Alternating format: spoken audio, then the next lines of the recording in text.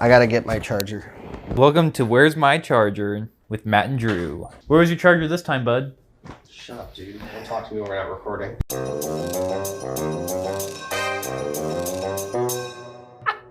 All right. And we are here again, and we are back again. As always, I'm Matt. I'm Drew. And this is the Back Again podcast. This is our sequel podcast where we look at sequels from the past and see if they need to exist or not. We are continuing on our Disney animated sequel list. And today we are doing the follow-up to the 1967 The Jungle Book. And we are doing The Jungle Book 2, which was released in 2003. This is another one of those movies where we had a movie come out way back when, and now we're making a sequel. And the question is, why? Why indeed? It's a great example of what we're talking about with these sequels, where The Jungle Book is a great musical. It wraps up the story nice and tight. It's an hour 30, and it's done after that. But then all these years later, 30-something years later, the studio's like, or the producers are like, nope, we got something else to tell. And then just real quick, because we did bring up the original, I just want to say as far as, because you have history with the original. Yeah, I probably saw the original. That was probably one of the first Disney movies I saw at a really young age as a kid. And I think I only really connected with it because it is such a musical kind of movie with the jazz that they do and with the fact that they cast like really talented singers as the animals in the movie. It's just a very fun kind of like, even though the story is really basic, it's very entertaining and it kind of keeps it alive for you. And yeah, I had never seen, this was one of the few Disney movies, or at least big Disney movies, that I had never seen. So this was my first time watching it. So what did you think of the first Jungle Book, just real quick? I agree with everything you said, where it was very simple, but it was also just a great kind of showcase of essentially telling a narrative almost only through song, or at least primarily through song. So without saying any more, let's go ahead and jump into this plot of The Jungle Book 2. So we reveal in the opening that not much time has passed. We kind of start this movie off with Mowgli doing narration through shadow puppets explaining the events of the first movie. And he's explaining this to the family of the girl that he follows at the end of the first movie. And we reveal that she's got parents, she's got a little brother, and he's telling the story about how he fought the tiger Shakira and how he made his way to this village. And we're really just going kind of day by day in the day of the life of these villagers kind of living on the other side of the jungle. So while we're there, Mowgli is very kind of weird about his current situation with living with these villagers, but kind of being raised by animals. He's got that wild side. Yeah, he's got that wild side. He's telling his stories about the jungle. A lot of people, they believe him, but they also think that his stories are a little too wild. He's trying to convince a lot of the children to come to the jungle with them. He sings a song, which is a pretty good song, but it's all about like how the jungle's got some kind of rhythm and how, everyone can really have fun in the jungle. So the father of Ashanti is really upset about this, and he's actually played by John Rhys Davies. John Rhys Davies. Favorite for Disney. Who's known for a lot of famous roles, but also he was the King of Thieves on our first episode. He's the father of Aladdin. So he's back again playing a father, and he's upset with Mowgli because his songs are actually leading the children to the jungle. Like the Pied Piper. Yeah, he's like leading them across like the river into the jungle, and like Ashanti's like, whoa, whoa, whoa, whoa, whoa. And then because of that, John Rhys Davies shows up and he's like, whoa, whoa, whoa, whoa, whoa. Like, what are you guys doing? And he basically explains to Mowgli that, the jungle's a dangerous place. And I know this because I got these tiger scars. And he kind of shows him some like scars. Yeah. So after all this happens, cut to John Goodman as Baloo. And I think you had the really good saying, because this is only a couple years after Blues Brothers 2000. So might as well call them Blues Brothers.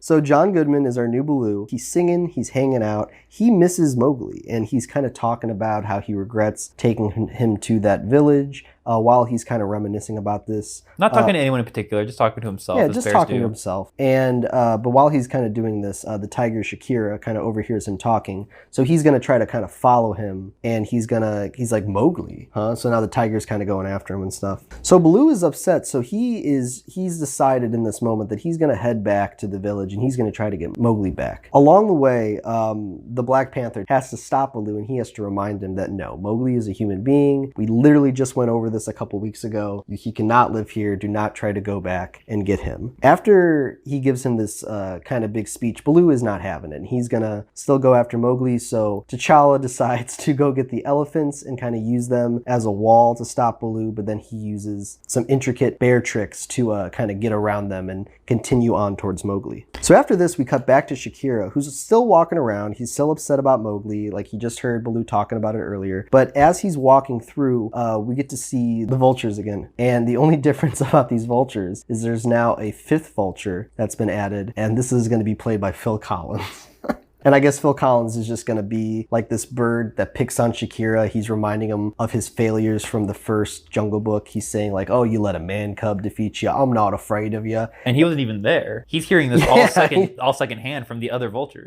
Yeah, he wasn't even in the first one, but yet he knows all the events of the first one. Well, he's being filled in. Yeah, he's being a real Phil Collins type, you know? So because of this, Shakira gets really mad and he decides to go to the village where the humans are sleeping. And it's nighttime and he's kind of sneaking around. He's looking for Mowgli. Because as we see on all of these sequels, the villain's plan is to get revenge. Yeah, it's like and deja vu. That's it. They All don't over even, again. I don't even think they like bother like establishing like a real motive. I think they literally just have Phil Collins bully him. Yeah. Until he's driven to vengeance. Mowgli is not asleep. He's kind of awake and he hears some noise kind of that's taken place in the village. So he goes out to investigate it. And we as the audience think this is going to be Shakira who's going to pop out. But in fact, it is Baloo. And Baloo is there to kind of like, you know... It is John Goodman. Yeah, and John Goodman is there to basically like, you know, reminisce with Mowgli. While they're kind of hanging out and catching up, Ashanti is trying to wake up Mowgli because she's trying to apologize that he got in trouble earlier for almost getting the kids in the jungle.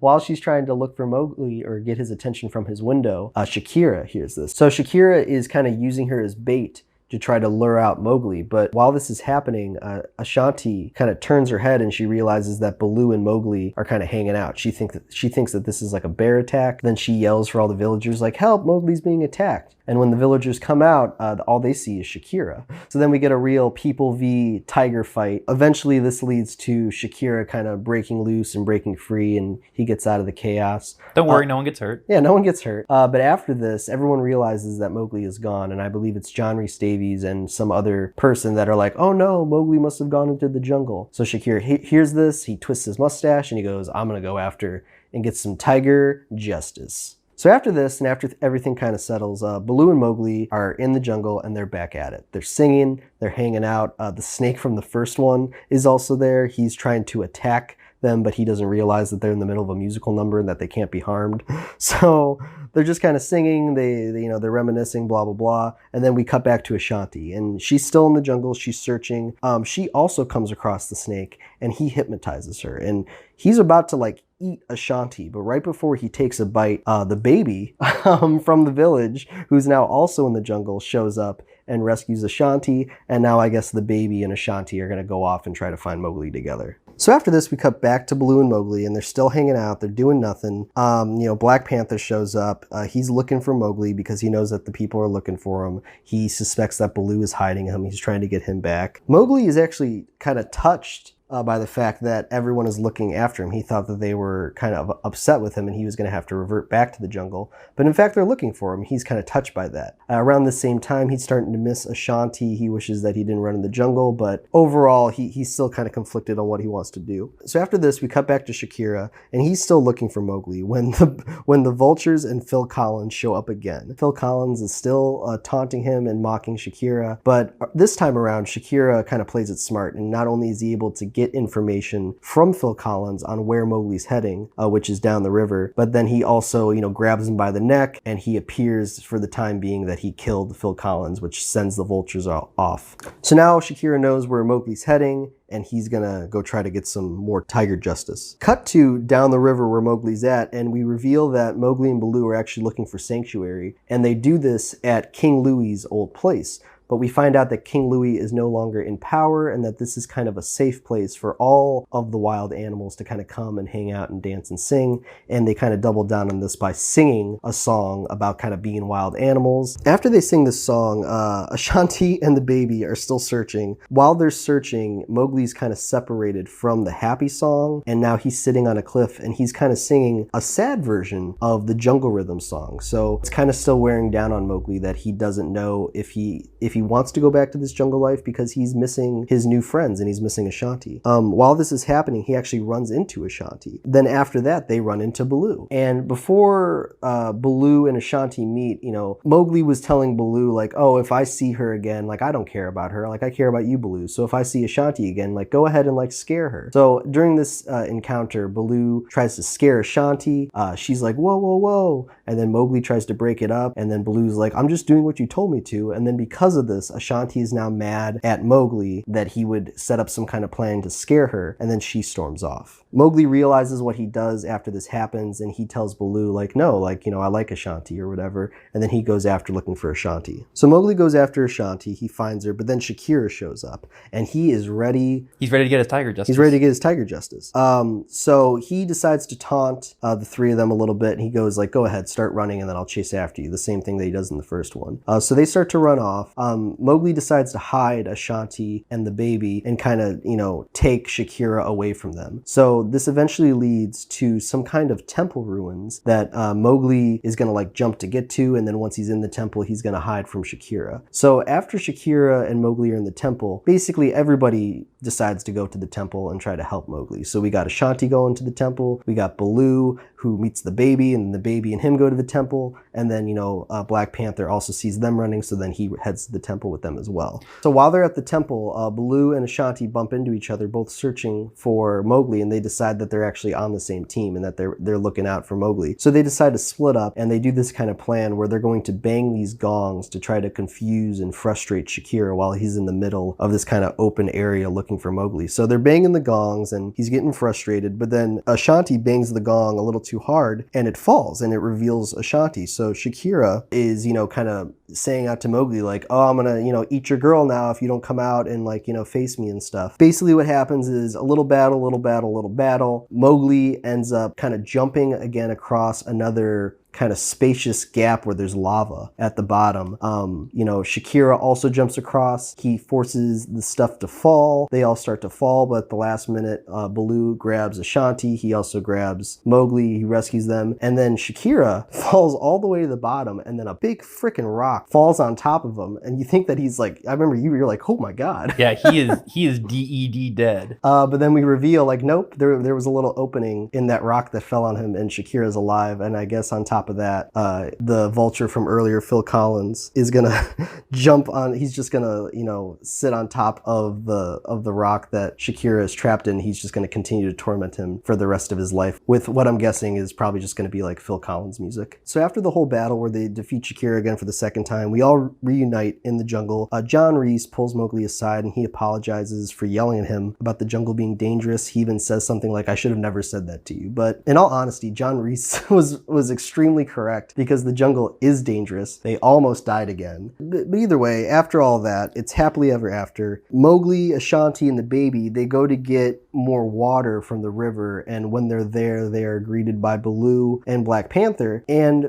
basically they just kind of all like hang out, and then they lead them back into the jungle. So this whole thing about not going to the jungle ends again with them going into the jungle. And well, it's like they're doing the back and forth thing. Yeah, but it's just so we just head back into the jungle, and then it's roll credits. It's the end of the movie. And then the final thing after all of this is we get a cover during the credits of the I Want to Be Like You song by Smash Mouth. That was the hands down best part of this movie.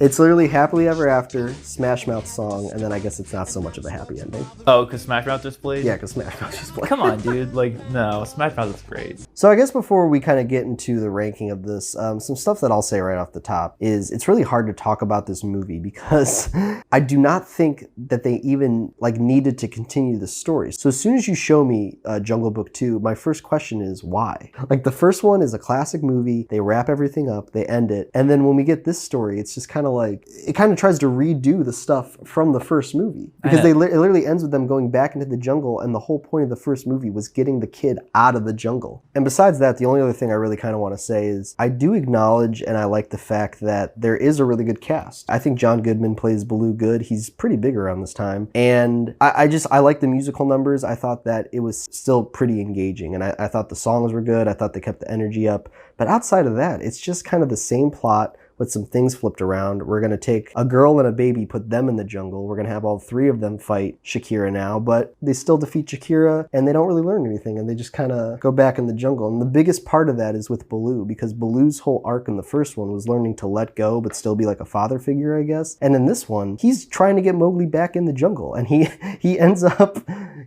kind of getting what he wants at the end of the movie by successfully taking Mowgli back into the jungle with these two new people. So I don't know, to me, the thing that worked about the first movie was the fact that the jungle was an actual threat, and it was about getting the boy out of the jungle. But with this one, they're kind of just saying that with Shakira now hanging out with Phil Collins, there are no threats anymore. So I guess the jungle's safe, but I would argue the jungle is not safe. It's unfortunate because I just don't think that there's that much to talk about. Like you said, it doesn't really do anything new or really add on anything. It just kind of posits, what if the first movie didn't end there and it just kept going? Yeah. And it's like, well, I guess, a couple weeks would pass and then Mowgli would get homesick for the jungle and then something like this would happen. And it plays out almost exactly like you'd expect, which is unfortunate because a lot of the movies that we've done in the past, I would argue, are bad. I don't necessarily think this one was bad. There was a lot of stuff that it did. It was a lot more competent than a lot of the other sequels we saw. It was very much more technically impressive or technically well done than a lot of the other messes we've watched. Yeah, they probably put more effort into it because the original's from 1967. So it's like, if we're coming back around in 2003 to make this sequel, we at least have to make it like, we have to get John Goodman. We gotta put some effort into it, and we gotta make it somewhat enjoyable, or else nobody's gonna like what we're doing. And I don't necessarily like what they're doing, but like you said, I will acknowledge the fact that it is better than other sequels we have seen so far. There are, I think, two distinct tiers based on how long the sequel's kind of been in the oven, as it were. If it's been a while, like in the case with Bambi and Jungle Book and Lady and the Tramp. Lady and the Tramp, to an extent, you can tell that there's a lot more effort that goes into the sequel, but you're still facing the same shortcomings that any of the sequels that are a little bit more rushed, like I think maybe King of Thieves. Yeah. Or Hunchback 2 were. So it's really interesting seeing, like I said, the same shortcomings, but then also seeing so much more, I think a substantial increase in effort for movies like Jungle Book and Bambi, at least on the more technical notes, insofar as like the casting and the animation. So as always, the first question on this podcast is, does it work as a sequel? And I'll start off and I will say that I do not think that this movie works as a sequel. This is only taking place like a couple weeks after the first one. And really, it's just about Mowgli getting a little homesick, so he goes back to the jungle, and then we repeat the acts of the first one. Regardless of how I feel about how they executed that story alone is not enough to add on to the first one. You're not doing anything. Yeah, you're not doing anything new, and you're not bringing anything new to the story. So for those reasons, I do not think it works as a sequel. Honestly, I agree like 99%. The only thing I kind of want to add is kind of just to add on to what you were saying. A true sequel does something else. It puts a spin, or it adds on the source material. It really just kind of injects that little bit that makes it a sequel, not just another movie. And this, we just didn't see that there. Yeah, so that's going to be 2 X's for that. So the next question is it enjoyable / entertaining? And I'll actually flip my answer here, and I will say yes. I actually do think that this movie is enjoyable / entertaining. I think the casting is good. I think the musicals, for the most part, are good. I think that they do a good job with animation. There are some parts of the songs where the animation is kind of impressive. I think it looks good. They give a lot of depth to it. And overall, I would just say that it's a lot more easier to digest than some other movies. So even though I don't agree with the fact that this is a follow-up to the first one, I do still acknowledge the fact that they did make it enjoyable / entertaining. I feel like I'm being more lenient, but I agree again. I did find this one a lot more entertaining. Not on tone or story or theme, which I feel like are very important, but I think that the technical elements elevated enough to make it like just passable for me. Yeah. Like I said, I think this is one of the more impressive voice casts that we've dealt with. It looked better than I would say maybe half of the sequels that we watched, and this was one of the few sequels where I really thought that the music was, you know, more than just barely passable. So it's interesting. So that's 2 check marks right there. So now we're tied again. So the third question is, does it need to exist? I feel like we're gonna have the same answer again. Yeah. So you want to start off or me? I'll do it this time just so it doesn't look like I'm copying you this whole episode. Yeah. I don't think this needs to exist. I think we really got into that at the beginning of this episode with the fact that the first one put a nice little button on everything. This doesn't add anything new. While it is nice that the creators and the producers were able to put something together that was engaging, at least for a younger audience, I don't necessarily think that, you know, the effort was worth the outcome. I guess the main question to ask these people that kind of greenlight these sequels and make them is, where do you get off? No.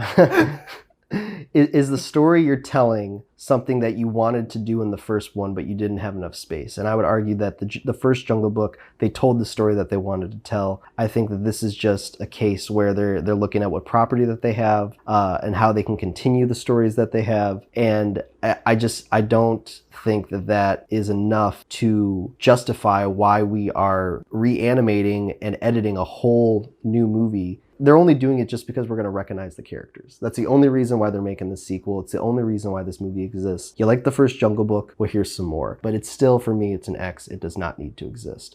So if you're doing that math at home, that's going to be 4 X's and 2 check marks, which is going to be 1 giant X. But it's also going to get an asterisk because, like I said, it is an upbeat movie. Like you said, if you have a kid, I think they would enjoy watching it. And I don't think it's a waste of time as much as the concept in general was kind of a waste of time.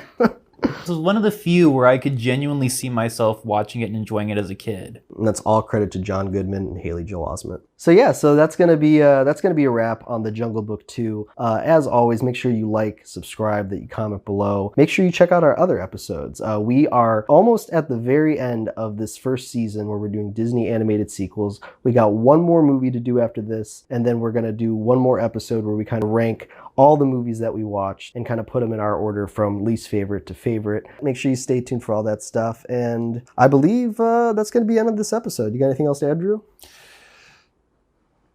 We'll see you next time. All right.